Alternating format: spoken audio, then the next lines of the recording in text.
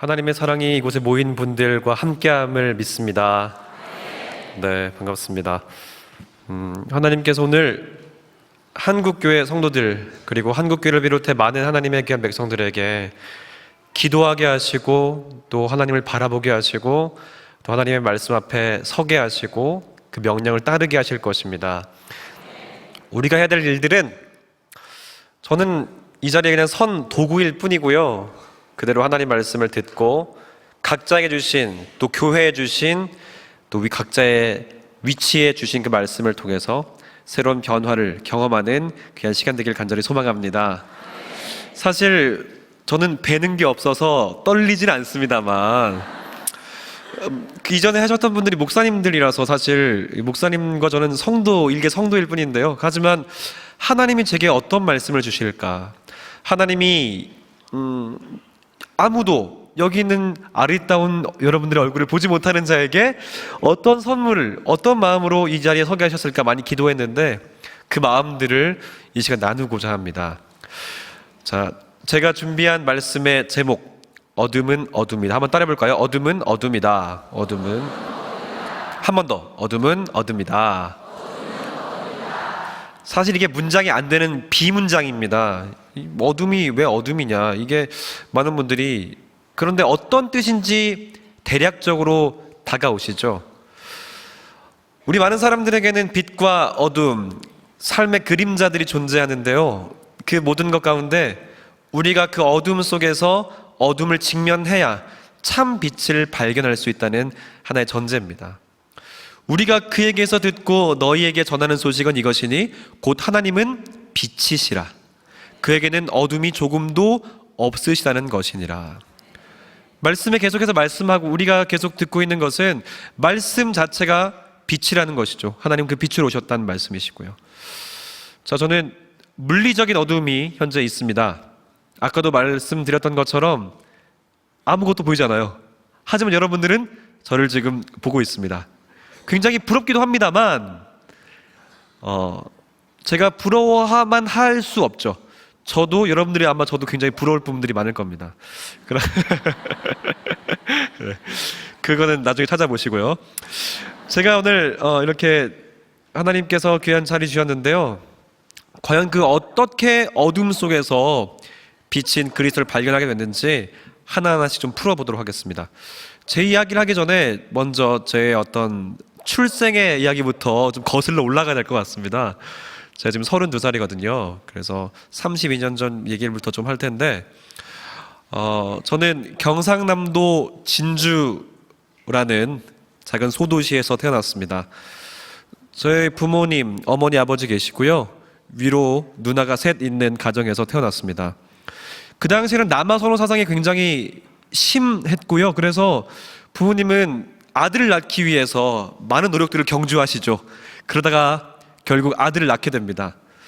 부모님 엄청 기뻐하셨대요. 와, 이제 부모님 선조들 별 면목 있다, 이런 식으로 생각을 하셨겠죠. 그 당시에는 저희 가족은 교회를 다니지 않은 그런 가족이었습니다. 자, 이제 뭔가 일이 벌어질 것 같죠? 생후 7개월이 됐습니다. 이제 어머니가 저희 할아버지 할머니가, 아버지가 어렸을 때 돌아가셔가지고요, 시아버지 시어머니 제사를 준비하기 위해서 뭔가를 준비하셨대요. 근데 갑자기 가장 저 아끼는 그 아들이 갑자기 눈물을 흘리며 울더랍니다. 왜 울지 했는데 계속 3일 4일하고 계속 울더래요. 그래서 우는 아이를 데리고 병원을 갔는데 이 아이의 어떤 눈을 여기선 고칠 수 없다라고 하면서 포기를 했답니다. 그래서 한양대학교 부속병원으로 한번 가보십시오라고 얘기를 했다고 해요. 한양대학교 부속병원을 가서 이제 검사를 맡으니까 이 아이는 실명했다라고 그냥 단정을 내리더래요. 어이가 없죠. 네. 그래서 어머니는 다시금 서울대학교 병원들을 마지막으로 찾아봅니다. 서울대학 병원에 이제 검사 받으려고 이제 진찰 굉장히 시간이 많이 걸리잖아요. 이때 이제 어머님은 저를 데리고 진주로 내려오셔서 이때부터 이 아이의 눈을 뜨기 위한 다양한 자구책, 방법들을 강구하십니다. 가장 먼저 한 일은 요즘에 핫한 무당을 찾아갑니다. 진주 이곳저곳에 있는 무당을 찾아가서 이 아이 눈이 뜰 수 있는지 없는지 여러 가지 굿을 해가죠. 네. 사실 저는 기억이 안 나지만, 네, 어렸을 때이기 때문에 다양한 굿을 했어요. 하지만 뜨겠습니까? 안 뜨죠. 안 떠지죠. 그러다가 이제 그 어머니가 약속한, 그러니까 병원, 서울대 병원과 이제 진료를 받기로 한 시간이 돌아왔습니다. 이제 갔대요. 가는데 제가 이전까지 많은 뭐 인터뷰나 방송이나 뭐 간증을 했지만 오늘 처음으로 밝히는 건데요. 이 아이는 뇌수막염으로 인해서 눈과 그리고 귀와 말이 다쳤다. 그러니까 삼중고, 한국의 헬렌 켈러가 된 셈이죠, 한마디로.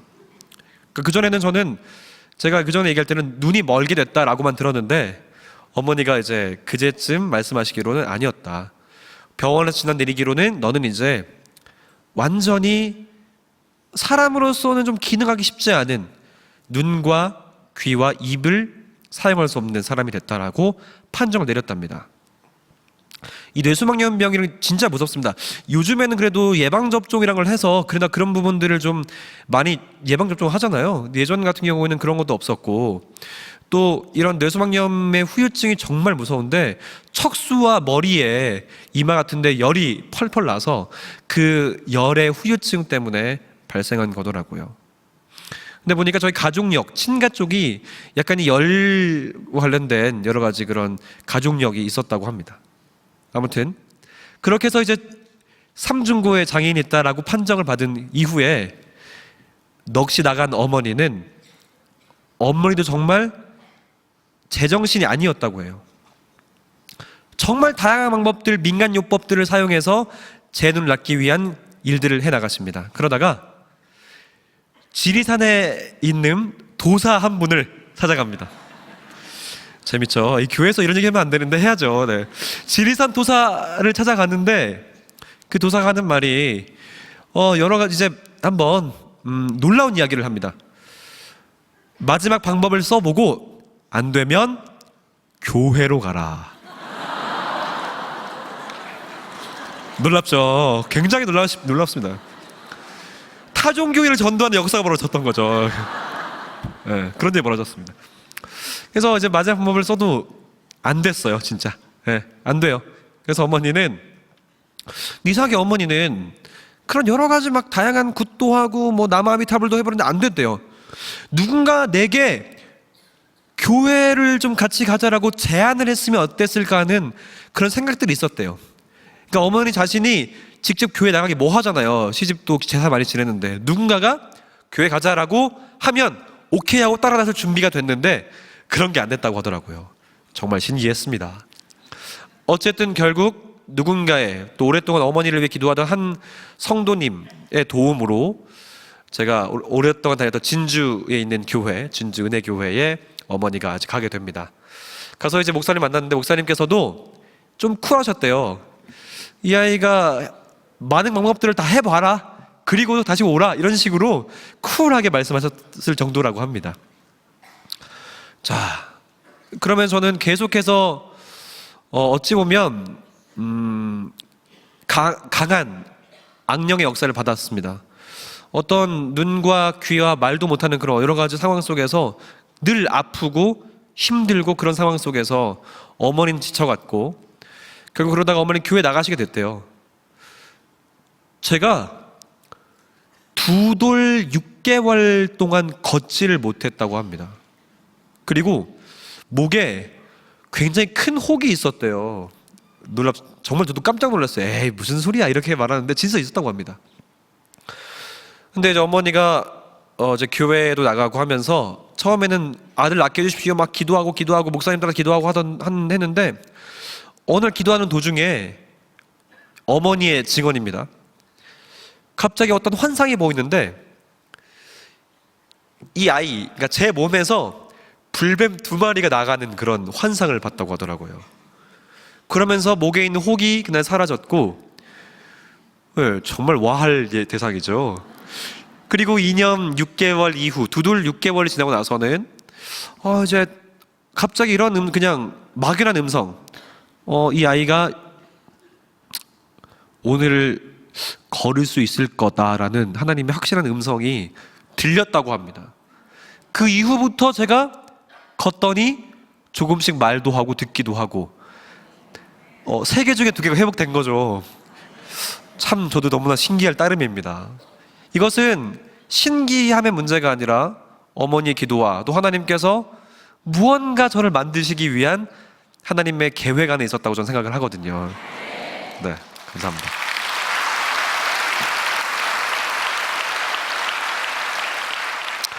이렇게 어머니는 그러나 아직도 이 아이가 눈을 떴으면 하는 그런 바람들 갖고 계셨다고 해요. 그래서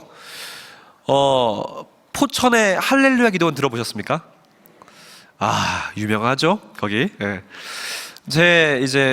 거기 많은 사람들이 이제 세계 끝에 많이 갑니다. 저도 가게 됐어요. 심지어 한 달 동안 맡겨져 있었답니다. 근데 그 원장이라고 이름 붙은 사람이 오더니 제 왼쪽 이마에 흉터가 아마 보일 거예요. 여러분들 화면을 보시면 흉터가 보일 텐데 흉터를 사정없이 어떤 기구로 그어 내렸습니다. 정말 무서웠어요 진짜.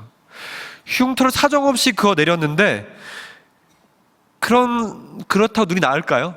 안 났죠. 어머님은 어쨌든 저를 낫게 하고 싶어서 다양한 방법들, 이 아이가 갖고 있는 물리적 어두움마저 제거하고 싶으셨던 그런 마음이었다고 합니다. 하지만 하나님이 허락하지 않으셨던 것 같아요. 제가 그래서 어머니가 이제 올라오시면서 이제 진주에 내려오시면서 기도하면서 네 아들을 위해서 울지 말고 많은 영혼들을 위해서 울라라는 그런 말씀도 있었고, 또 계속해서 어머니 기도하면서 그런 생각이 들더래요. 마태복음 6장 33절의 말씀을 한번 보면 그런즉 너희는 먼저 그의 나라와 의를 구하라. 그리하면 이 모든 것을 너희에게 더하시리라. 그러니까 네 아이의 문제, 네 아이가 눈이 뜨고 안 뜨고의 문제가 아니라 네가 구할 것은 하나님의 나라다라는 강력한 메시지가 들렸다고 해요.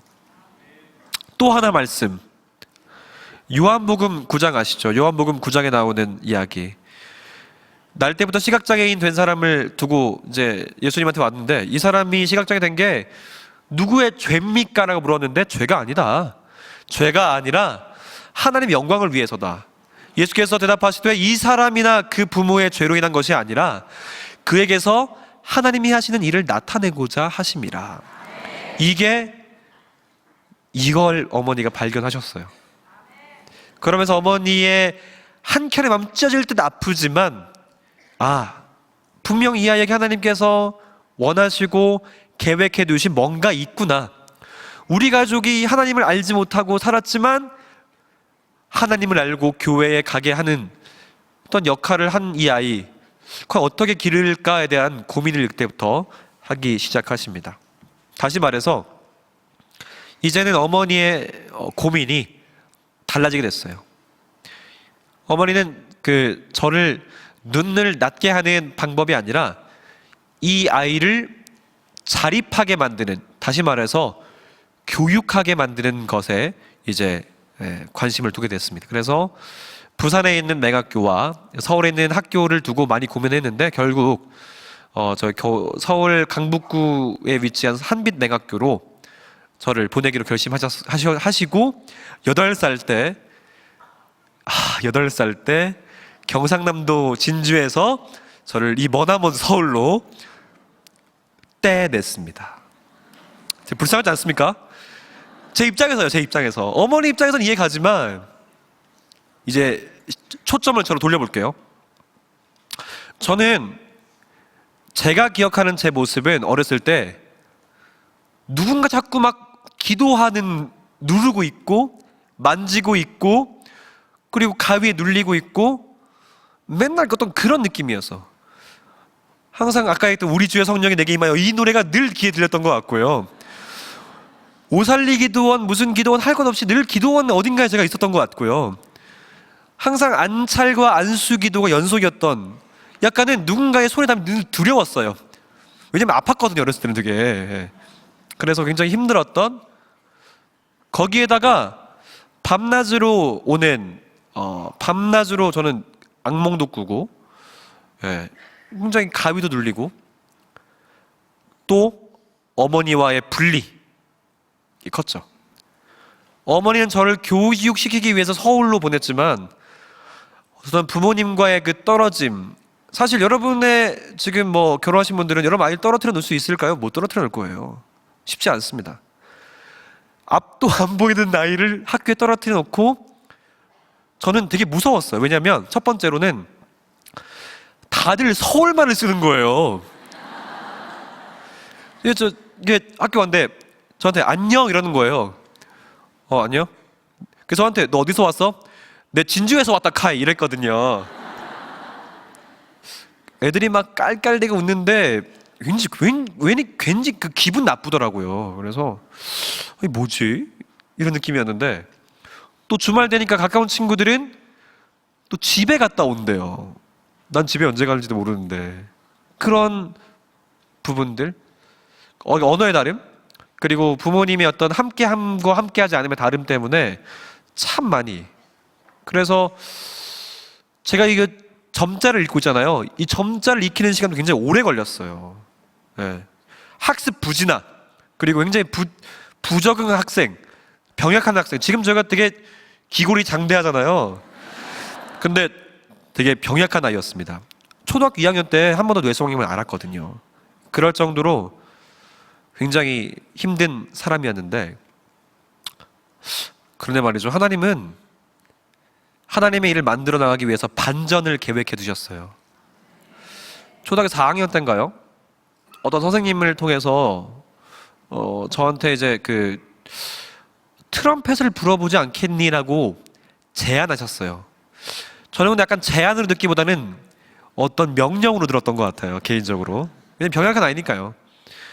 뭐 할게요라고 하면서 요즘 말로 쿨하게 그냥 한다고 했어요. 한다고 했는데 이게 불어보니까 되게 재밌더라고요. 그 이유는 제 또래 친구들은 그 당시에 뭐 피아노 정도는 좀 치지 누가 트럼펫을 불겠어요, 사실. 그래서 애들이 막 이게 뭐냐고, 누군가 나한테 관심을 갖고 말을 거는 장면이 너무 재밌더라고요. 그래서 트럼펫을 불기 시작했는데 와, 이게 제가 음감이 좀 있구나라는 느낌이 좀 들더라고. 재밌네? 내가 음감이 좀 있네? 또 사람들이 처음에는 시끄러워라고 말하던 친구들이 좀 부는데 이렇게 말을 할 정도로 변하는 모습을 통해서 내가 좀 뭔가 자신감을 회복할 수 있는 그런 계기가 음악이었어요. 트럼펫을 불게 됐고, 또 친구들을 만나서 뭐 트럼펫을 통해 불고, 그러다 보니까 학교 각종 대회에서 나가고 박수도 받아보고, 이런 여러 가지 활동들을 통해서 제 안에 있던 사람들이 갖고 있던 사람들이 날 싫어하지 않는구나, 자신감이 쑥쑥쑥 올라오더라고요. 그러다가 중학교 때는 또 제가 음악을 좋아해서 베이스 기타를 연주하기도 했고, 각종 학교 대회에 나가면서 나름대로 좀 스타였어요. 예, 나름대로 스타였고, 고등학교 때는 학생회장까지 했거든요. 스타 맞죠? 네, 감사합니다. 그럴 정도로 다양한 활동들을 하면서 좀 변화의 계기가 만들어졌던 것 같아요, 음악을 통해서.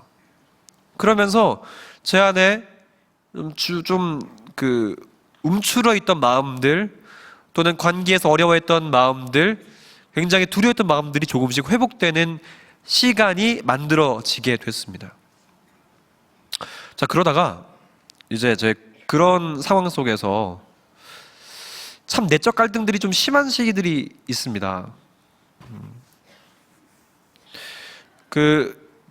제 원래 꿈은 목사님이었습니다.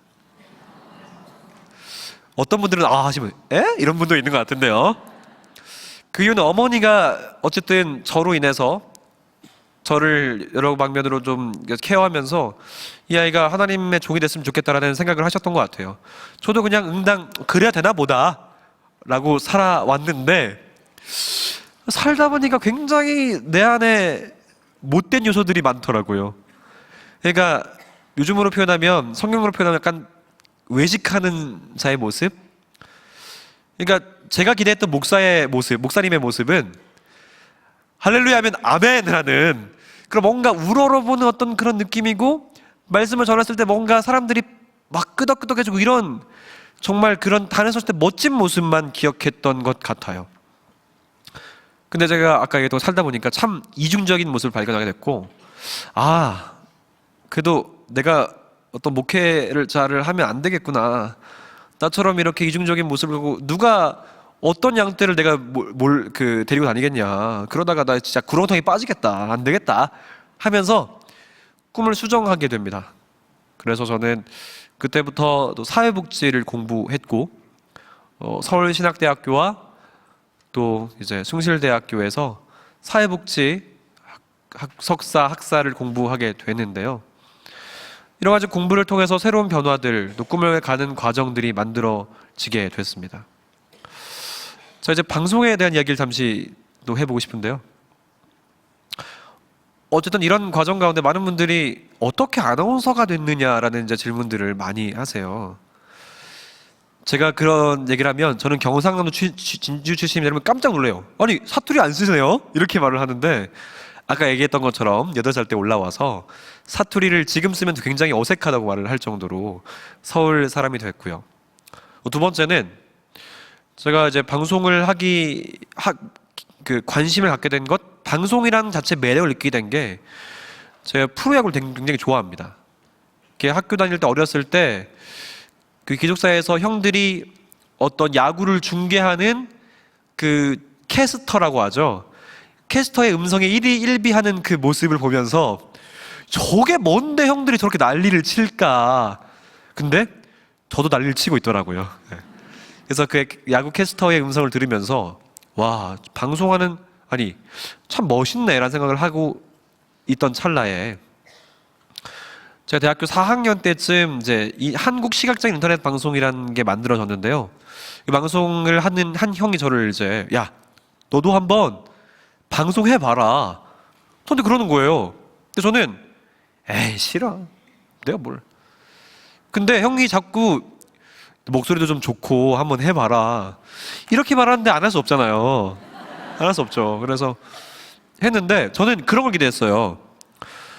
잘 자요? 뭐 이런 거 있죠. 느끼한 목소리로 여러분 잘 자요? 이런 느낌을 기대했는데 그런 걸 안 시켜주고 약간 좀 이제 사회복지, 장애복지 어떤 인터뷰 코너를 시켜주는 거예요. 아, 형 내가 속았네 라는 생각하면서 그런 방송 활동들을 좀 해오고 있다가 2011년 4월쯤에 KBS에서 장애인 동행 선언이라는 걸 합니다. 장애인과 함께 더 먼 미래를 만들어 가겠다. 그 일환으로 장애인 앵커를 선발하겠다라는 파격적인 공약을 내세웁니다. 전 이제 이걸 보고 나서 전 이걸 이제 접했는데 그 두 가지 마음이었어요. 첫 번째는 최초 장애인 앵커, 최초니까 한번 해보자. 한번 해보자. 뭐 처음이니까 떨어지더라도 의미 있다. 앵커 안 되더라도 가는 의미가 있을 거다. 두 번째로는 지금까지 했던 방송의 메커니즘을 나름대로 알고 있는데 이게 과연 가능성이 있을까, 도움이 될까? 이 두 가지 의도를 가지고 장애인 앵커 시험에 이제 응모를 하게 됩니다. 그래서 1차에는 523명이 지원을 했고요. 그래서 30명이 추려졌어요. 저는 30명 안에 들지도 몰랐어요. 근데 붙었대요. 그래서 와, 다행이다. 1차에서 떨어졌으면 진짜 창피할 뻔했다. 이런 생각으로 갔는데 이제 2차 시험은 30명 안에서 10명을 뽑는 거예요. 근데 시험을 보는데 이제 스튜디오에 앉아서 뉴스를 낭독하는 시험이었습니다. 저는 한 번도 아나운서 준비를 해본 적이 없어요. 그 전까지. 나는 부랴부랴 연습을 좀 하고 뉴스 찾아보고 읽으면서 가는데 되게 떨리더라고요. 근데 이제 갔어요. 또 10명이 붙은 거예요. 내가? 이런 거 있잖아요. 내가 어떻게? 그래서 진짜 정말 가슴이 떨리더라고요. 그래서 어머니가 막 제가 1분 스피치 준비하는데 아이고 큰일 났다 이 아이 왜 이렇게 많이 떠노 이러시더라고요. 그런데도 준비를 하고 이제 갑니다. 이제 1분 스피치를 하고 이제 딱 들어갔는데 이상하게 안 떨렸어요. 어떤 느낌이냐면 누가 이게 딱 의자가 되게 불편한 의자였는데 누군가가 내 등을 미는 느낌. 그러니까 약간 배심이 되게 좋게 밀어주는 느낌이었던 것 같아요. 근데 이게 돌 수 없잖아요. 누군지 만져볼 수 없잖아요. 제가 봤을 때 그 성령님의 도우심, 미심, 밀어주심이 아닌가 그런 생각을 하게 됐어요. 왜냐하면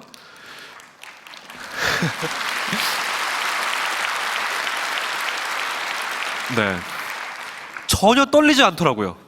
그러니까 저는 들어가서 어차피 내가 떨 필요 없구나, 당당하게 내 모습만 보이고 가자라고 하는데 더 당당하게 뉴스를 읽게 되고, 그 모습이 아마도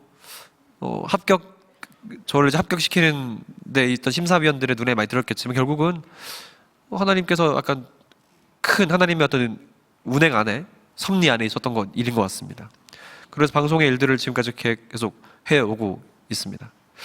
제가 지금 방송인에 대한 이야기도 여러 가지 해봤는데요, 진짜 빛에 대한 설명을 좀 해야 될 것 같아요. 네. 많은 분들이 너 하나님 언제 만났어? 라고 저를 물어봅니다. 근데 저는 특정 시기를 언급하지 않아요. 왜냐하면 그때 특정 시기를 봤을 때 난 지금 하나님 만났던 것 같거든요. 근데 그런 것 같지가 않아요. 그 일은 뭐냐면, 중학교 때는 아까 얘기했던 것처럼 굉장히 저는 비교의식이 강한 사람이었어요. 그래서 교회에서 성가대도 하고 찬양팀도 하고 이렇게 앞에 사회도 보고, 그리고 나름대로 성경 지식이 좀 해박했던 것 같아요. 성경 퀴즈를 하면 잘 맞췄던 그런 부분이 있었는데, 우리가 수련회를 가면 기도회를 하잖아요, 밤에. 근데 이때쯤은 좀 눈물 좀 흘려줘야 되는데 라는 생각이 들더라고요, 제 마음속에. 이때 눈물 흘릴 타임이다, 이때다, 이렇게 해서 눈물 좀 짜서 흘리고, 딱 옆에 있는 사람들한테 나 오늘 좀 하나님 만났다라는 것들을 좀 연기한 듯 보여준 그런 느낌이 있었어요. 그러면 사람들이 야, 차원이 은혜 많이 받았나 보다, 이런 이야기가 듣고 싶어서 거짓을 행했던 거죠. 그럴 정도로 굉장히 남들이 봤을 때 되게 훌륭하게 신앙으로 살아가고 있는 것 같은데, 제 속에 그냥 시커먼 마음들이 또아리를 틀고 있을 정도로 굉장히 사람들을 신경 쓰고, 굉장히 사람들 어떻게 보일까를 많이 생각했었던 그런 중학교 시절이었던 것 같습니다. 그러다가 서울신학대학교로 와서 계속해서 믿음 생활, 신앙 생활을 하면서 사실 그때도 큰 변화는 없었던 것 같아요. 크게 많은 변화. 그런데 하나님이 계속 말씀을 보게 하시고, 어떤 그 예배를 함께 드리면서 사람들을 만나게 하시면서, 저는 이런 표현을 쓰거든요. 예수님이 빛이 내 안에 스며들었다. 네. 어떤 하나의 강한 순간이 아니라, 그 누적되고 오랫동안 예배하면서 만난 하나님께서 조금씩 저를 잠식해가고 있었어요. 하나님의 사랑이, 예수 그리스도의 빛이, 완전한 빛이 저를 잠식해가고 있다는 생각들이 들게 됐어요. 그 하나가 첫 번째로 복음에 대한 인식의 변화였어요. 저 얼마나 많이 들었겠어요. 눈 먼 자에게 눈을 뜨게 한다, 이런 얘기 얼마나 많이 들었겠어요. 할 수 있다 하시는 내 능력 주신 하나님, 이런 말 얼마나 많이 들었어요. 성경에서 보면 바디메어가 눈 뜬 사건도 있고, 아까 말했던 요한복음에 눈 뜬 사건도 있고, 어떤 분은 심지어 저한테 눈 뜨기 위해서 금식 기도를 한번 해봐라 라고 말씀했던 분들이 있어요. 그리고 예수 믿으면 눈 뜬다는 말을 수도 없이 많이 들었어요. 저는 그런 복음이 왠지 마음에 들지 않았습니다. 예수 믿으면 눈 뜬다. 뜨죠, 당연히. 근데 예수 믿으면 눈 뜬다라는 복음이 그렇게 그 정도의 복음일까? 아니다라는 게 저의 결론이었어요. 성경을 보다 보니까 바디메오가 눈 뜨고 예수님을 쫓았더라. 여기 요한복음 9장에 나오는 이 맹인된 자도 나중에 쫓겨나잖아요. 그리고 예수님을 쫓았더라. 결국 이들의 삶은 예수님을 좇는 싸움이 되더라고요. 단순히 회복된, 내가 너의 육신의 눈이 회복된 싸움이 아니라 그 안에서 나의 삶의 가치관이, 내가 그동안에 갖고 있던 그 모든 가치관이 하나님의 마음으로, 하나님의 가치관으로 바뀌는 경험들, 그 기적이 일어나던 거예요. 세상을 바라보는 기준, 그리고 세상에서 내가 가장 중요하게 여기는 중요도, 선호도의 기준이 아예 바뀌는 과정이 복음이더라고요. 복음은 단순히 시력의 회복, 그러니까 물리적인 눈이 회복된다는 점을 넘어서서 내 안에 켜켜이 쌓여있는 죄의 사슬들, 그리고 종으로 매어있던 여러 가지 것들이 하나님의 방법과 하나님께서 제시하는 방향으로 바뀌어가는 과정이다. 이 과정 속에서 예수 그리스도의 빛을 통해서 한 걸음씩 나아가는 방향으로 바뀌는 것이 복음의 진수구나. 진리를 알지니 진리가 너를 자유케 하리라, 이 말씀이 확 다가오더라고요. 시력의 문제가 아니라, 나의 병의 문제, 나의 어떤 육신의 어려움부터 그런 문제가 아니라, 내 가치관, 나의 어떤 가치 철학이 어디를 향하느냐, 나의 방향타가 어디를 바라보고 있느냐, 나의 화살의 관역이 어디를 향하고 있느냐, 그 방향성의 문제들을 느끼면서 오케이, 눈 아무것도 아니네 라고 느끼게 되는 거예요. 그 누가 안 보여서 힘들겠네 그러면 괜찮아요. 이게 우리의 방향 설정이, 제가 느꼈던 복음의 방향 설정이 새롭게 바뀌었기 때문에 가능했던 겁니다. 혹시 여러분들 정말 저렴한 복음을 믿지 않으신가요? 하나님을 믿으면, 예수님 믿으면 그냥 좋아진다, 성공해, 돈 많이 벌어, 부자 돼, 이게 아니라 하나님을 믿으면 지금은 힘들고 물리적으로 바뀌지 않지만 내 삶의 가치가 바뀌어서 주님을 따르게 된다라는 그 핵심을 붙들었으면 좋겠습니다. 두 번째는, 저는 시각장애인이기 때문에 흰지팡이를 사용합니다. 아시죠? 흰지팡이 본 적 많으실 겁니다. 이 흰지팡이는 저한테서는 굉장히 중요한 도구예요. 특히 혼자 다닐 때. 혼자 지하철을 타고 가끔 이제 어떤 일이 있을 때는 저랑 같이 함께하는 매니저 친구가 있는데, 혼자 다닐 때는 흰지팡이를 들고 다녀요. 네. 흰지팡이를 들고 다니다 보면 여러 가지 많은 것들과 부딪히고 위험을 많이 맞게 됩니다. 근데 이 흰지팡이를 갖고 다니면서 주님이 나의 지팡이가 되신다는 생각이 문득 드는 거예요. 하나님이 앞서 나를 인도하시는구나 라는 생각이 들면서 시편 23편의 말씀이 계속 떠올라요. 내가 사망의 음침한 골짜기로 다닐지라도 해를 두려워하지 않은 것은 주께서 나와 함께 하심이라. 주의 지팡이와 막대기가 나를 안위하시나이다. 내가 갖고 다니는 흰지팡이를 걷고 앞에 지형지물과 때로는 불편한 여러 가지 간판들 또는 다리를 부딪히게 만드는 볼라드, 이런 부분들을 발견할지라도 그걸 피해갈 수 있는 가장 큰 이유는 앞에 위험을 감지하고 갈 수 있는 길을 열기 때문이거든요. 그런 것처럼 제가 안 보이게 된 상황, 어머니가 떨어져서 한빛맹학교에 간 상황, 대학교를 가게 된 상황, 또 대학원에 가게 된 상황, 또 갑작스럽게 방송 일을 하게 된 상황, 또 앵커로서 아니지만 또 다양한 지금 활동을 하고 있는 상황들, 지금도 저 대학원을 다니고 있거든요. 지금도 아직 또 공부를 하고 있는 저런 상황 가운데 하나님이 앞서서 나를 하신 설계자가 나를 인도하실 거다. 다시 말해서 참 빛인 그리스도가 나를 이끌어 가실 거다. 그래서 제가 정한 제목이 빛에 이끌려 어둠은 어둠이다라는 거예요. 실제하는 어둠 속에서 우리가 그 어둠을 직면할 때, 그 어둠을 맞닥뜨리면서 어둠과 대면했을 때 참 빛의 존재를 알 수 있게 되는 겁니다. 다시 말해서 여러분 속에, 저는 겉으로 보이는 어둠이에요. 안 보이는 거. 하지만 각자 갖고 있는 어둠이 있어요. 어떤 이에게는 취업의 문제, 어떤 이에게는 가정 불화의 문제, 어떤 이에게는 상사와의 갈등의 문제, 어떤 이에게는 연애의 문제, 또 어떤 어린이에게는 엄마께서 공부시키는 여러 가지 문제들도 있을 거고요. 그런 다양한 어둠의 경로들, 어둠들이 있지만 이것들을 알아서 내 혼자 스스로 할 수 없다, 나의 힘으로는 부족하다. 빛이 필요하다라는 그 자체를 알 때 빛과 만날 수 있습니다. 우리의 콧대가 꺾일 때, 우리가 다시금 내 힘으로 안 된다고 느낄 때, 그때 참빛을 느낄 수 있어요. 그 참빛을 꼭 느꼈으면 좋겠어요. 우리 안에 있는 예수 그리스도의 참빛을 꼭 느껴서 여러분들 생각의 변화들을 이끌어냈으면 좋겠습니다. 저는 그런 얘기들을 좀 많이 합니다. 과연 하나님께서 나를 왜 이 땅에 창조하셨을까? 아까 그런 얘기도 하지만 그런 흰지팡이 하나님을 발견했다 이런 부분도 있지만, 내가 이 세상에 살아간 이유는 도대체 뭘까?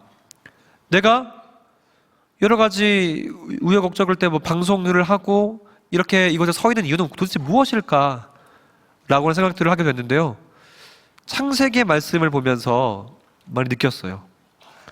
창세기 2장 7절에 보면 여호와 하나님이 땅의 흙으로 사람을 지으시고 생기를 그 코에 불어넣으시니 사람이 생명이 되니라. 이 말씀을 보면서 두 가지인 거예요. 첫 번째, 나는 하나님의 작품이구나. 세상은 우리를 평가하고 바라볼 때 상품으로 봅니다. 아유, 쟤 못생겨서 안 돼. 아유, 쟤는 멍청해서 안 돼. 이렇게 어떤 기준은 뭔가 기준을 갖고 상품이라는 것을 아시다시피 쓰다가 버려져요. 그리고 뭔가 비교하게 됩니다. 하지만 하나님께서는 한국 교회의 한 성도 모든 성도들을 예수 그리스도의 아들과 딸로 작품으로 만드셨어요. 직접 흙으로 빚으셔서 하나의 작품으로 만드셨어요. 우리가 볼 땐 못한 것 같지만, 우리가 볼 때는 멍청하고 좀 모자란 것 같지만, 하나님의 기준에 봤을 때는 최고의 작품인 거예요.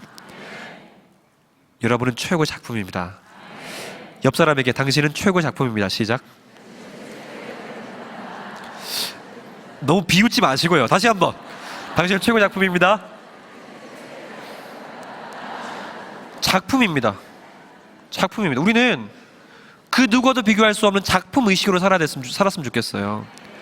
상품 의식으로 살면 우리는 굉장히 위축되고요, 눈치 보고요, 자유하지 못하고요, 굉장히 불안합니다. 하지만 하나님의 작품으로 살아갈 때 당당해지고요, 담대해지고요, 자유함을 맛보게 됩니다. 거리낌이 없어지는 거죠, 한마디로. 내가 조금 안 좋다? 그럴 수 있지. 이것 가지고 그래. 이런 당당함이 어디서 나오냐? 하나님이 나를 작품으로 만드셨다는 작품 의식으로부터 나온다고 봅니다. 비교하지 마십시오. 네, 비교할 필요가 없어요. 다 다르거든요. 다 달라서 어떤 공동체성도 중요하지만 각자의 어떤 삶의 모습들을 인정해주고 지지해주고 그런 작품 의식을 살았으면 좋겠습니다.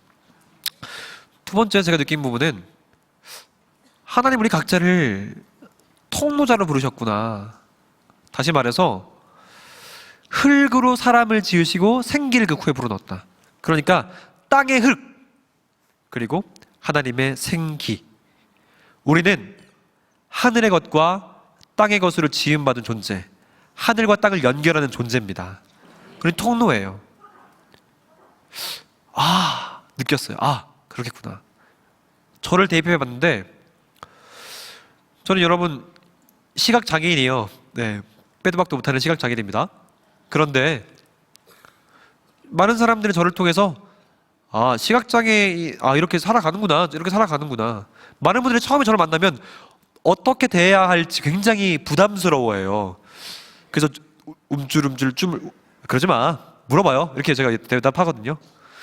그렇게 이제 처음에 되게 어색해하다가 며칠만 지나면, 또 몇 년만 지나면 막 저를 자꾸 두고 가려고 그래요, 사람들이. 어디 가더라도. 같이 가자, 안 보이는 거 알지? 그렇게 제가 꼭 해야 될 정도로 자꾸 저를 놓고 가려고 그래요. 나 여기 있다고, 나 안 보인다고, 같이 가자, 이렇게 말할 정도로.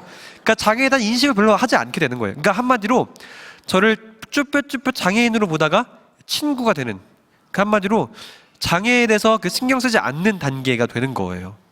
그래서 그런 부분들, 장애에 대한 또는 강연이나 이렇게 간증이나 또 다양한 형태를 통해서 우리들의 삶에 대한 이야기, 그리고 장애에 공감할 수 있는 여러 가지 시간들을 만들고 있어요.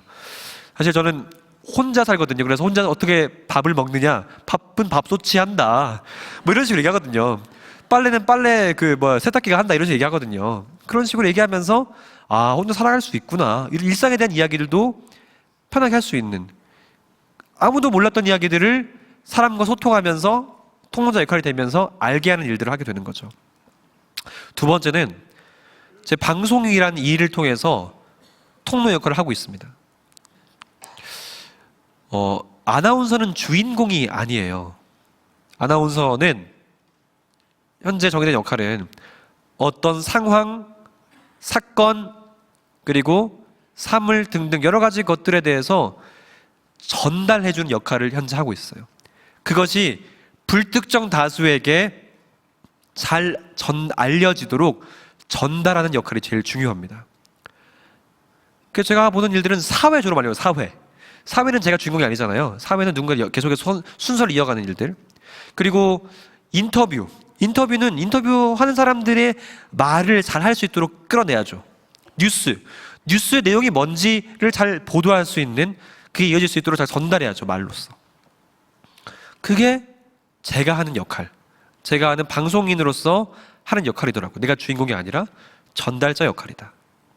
그리고 오늘처럼 이렇게 하나님의 아들로 선 자로서는 저를 통해서 하나님을 보여주는 겁니다.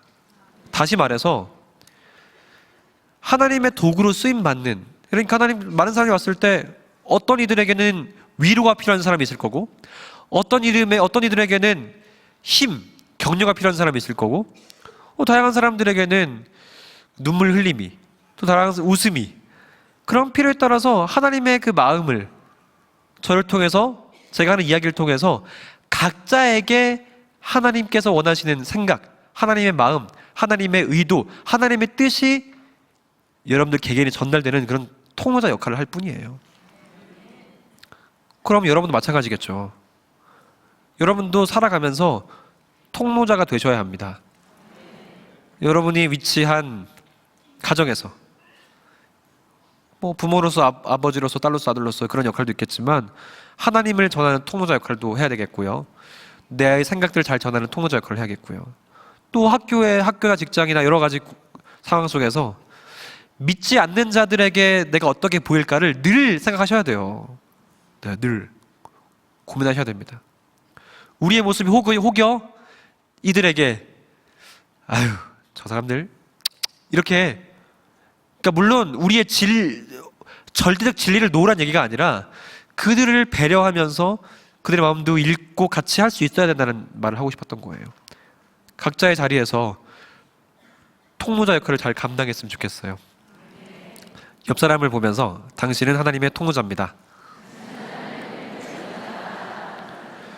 우리 통로자예요.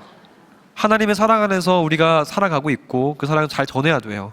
세상에 소외된 자들에게, 또 하나님께서 우리에게 하나님을 사랑하고 이웃을 사랑하라고 했잖아요. 그 말씀 분명히 있잖아요, 성경 말씀에. 그 말씀 읽히는 이유, 우리 함께 기도하고 세상으로 나아가서 소외되고 힘들고 억울하고 지친 자들에게 하나님의 사랑 안에서 그것들을 전하고 전파하고 정의를 세워나가는 작업들이 얼마나 중요한지 모릅니다. 그 일들을 각자 맡은 자리에서 하나씩 잘 실천했으면 좋겠습니다. 참 이렇게 살고 싶고요. 참 이런 마음으로 우리는 고민하고 살아갑니다. 그러나 늘 이렇게 주님의 마음 가지고 통로자로 살고 싶고, 또는 그 참 빛 안에 거하여 살고 싶지만 그렇지 않을 때가 많아요. 저도 요즘에 굉장히 힘들고 지치고 하나님과 관계가 조금 이렇게 막혔다는 느낌도 가끔 들 때가 있거든요. 이게 왜 그러지? 왜 이렇게 내가 힘들지? 왜 이렇게 지치지? 우리 안에 그 위로가 없지? 왜 이렇게 사랑이 식어가지? 쟤는 왜 이렇게 나한테 틱틱거리지? 등등등. 우리의 삶과 사역과 모든 그 순간순간 가운데 웃을 일보다 울 일, 또는 기쁨보다 슬픔들이 더 많아지고 있는 현실들을 보면서, 그러나 우리는 회복해야 되는데 어떻게 회복해야 될까? 어떤 마음으로 어떻게 그것들을 이겨나가야 될까? 저는 이 말씀으로 이겨나갑니다. 히브리서 12장 3절 말씀을 좀 같이 봤으면 좋겠어요. 죄송합니다. 히브리서 12장 2절 말씀 함께 봤으면 좋겠는데요. 히브리서 12장 2절 말씀입니다. 이 말씀은 같이 읽었으면 좋겠어요. 시작. 믿음의 주여 또 온전하게 하시는 이 예수를 바라보자. 그는 그 앞에 있는 기쁨을 위하여 십자가를 참으사 부끄러움을 개의치 아니하시더니 하나님 보좌 우편에 앉으셨느니라. 아멘. 믿음의 주여, 우리를 온전하게 하시는 예수를 바라보자. 우리가 이곳에 있는 이유는 그 예수가 우리의 주인 됐기 때문 아닌가요?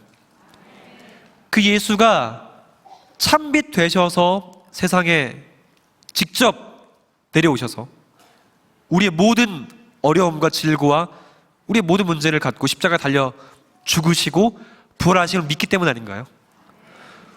우리가 지치고 힘들 때, 우리가 낙심하고 쓰러져서 어떠한 힘도 비축하고 있지 않을 때 우리를 안아주시는 그 예수 때문 아닐까요? 우리를 친구 삼아주시고 우리의 왕이 되셔서 우리를 통치하시는 예수님 때문 아닐까요? 그 참빛 예수, 길과 진리와 소망 되신 빛으로 오신 예수, 제가 맛본, 제가 이끌리고 있는 저에게 다가온 참빛. 어둠은 어둠이다의 종결은 어둠은 빛이다예요. 어둠은 빛으로 사라진다예요. 우리 안에 있는 어둠이, 제 안에 있었던 어둠이 말끔히 그리스도의 사랑으로 씻겨가듯이 온전하신 예수 그리스도를 바라보면서 우리들의 삶에, 우리들의 생각에, 우리들의 앞으로의 인생에, 또 많이 지쳐있는 한국교회 그냥 성도들의 교회마다 참빛 되신 예수 그리스도의 사랑의 씨앗이 뿌려지고 심겨지고 뿌려져서 흘러가는, 계속해서 이어져가는, 또한 그 결실이 아름답게 맺어져가는 그런 회복이 일어나는 한국교회 됐으면 좋겠어요. 저를 비롯해서 한국교회 성도들이 그 빛 안에서 마음껏 자유함을 누리셨으면 좋겠습니다. 또한 저를 비롯해서 많은 한국교회 성도들이 그 빛 안에서 새로운 변화를 맞았으면 좋겠습니다. 자, 저희가 마음을 담아서 이제는 좀 주님을 향한 제 마음을 찬양으로 올려드리고 싶습니다. 잠깐 자리를 좀 옮기도록 할게요.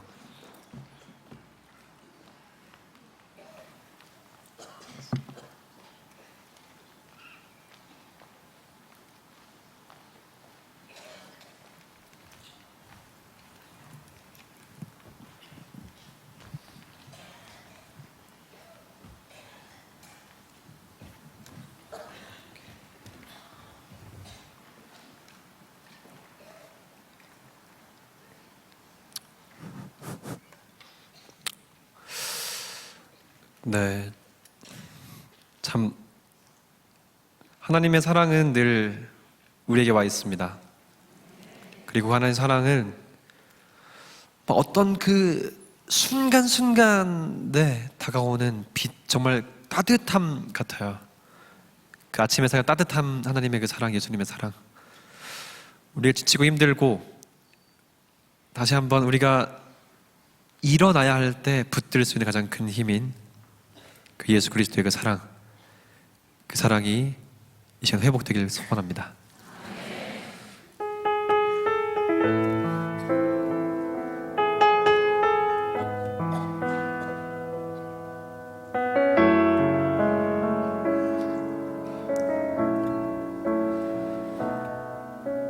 주의 보좌로 나아갈 때에 어떻게 나가야 할까? 나를 구원하시는 나의 십자가 그것을 믿으며 가네. 자격 없는 내 힘이 아닌 오직 예수님의 보혈로 자격 없는 내 힘이 아닌 오직 예수님의 보혈로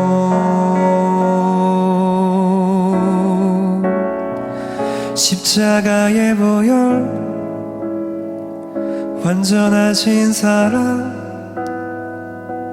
힘입어 나갑니다. 십자가의 보혈 완전하신 사랑 힘입어 예배합니다.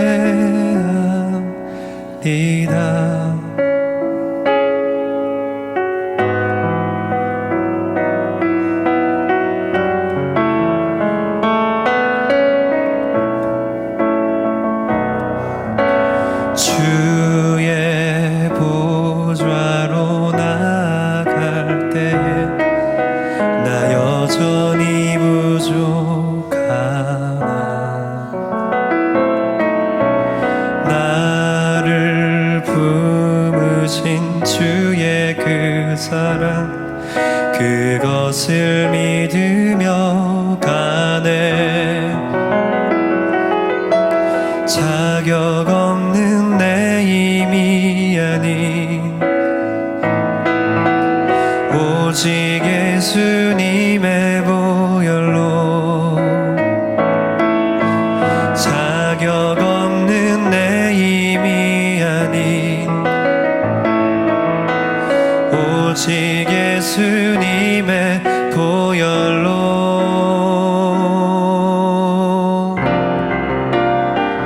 십자가의 보혈 완전하신 사랑 힘입어 나갑니다.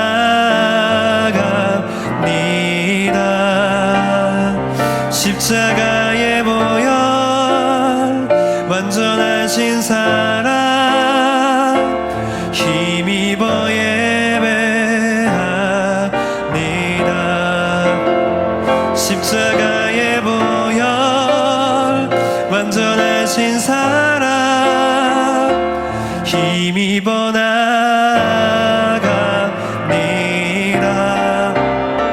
십자가의 보혈 완전하신 사랑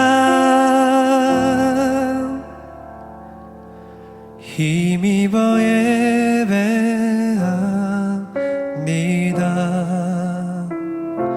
힘입어 나갑니다.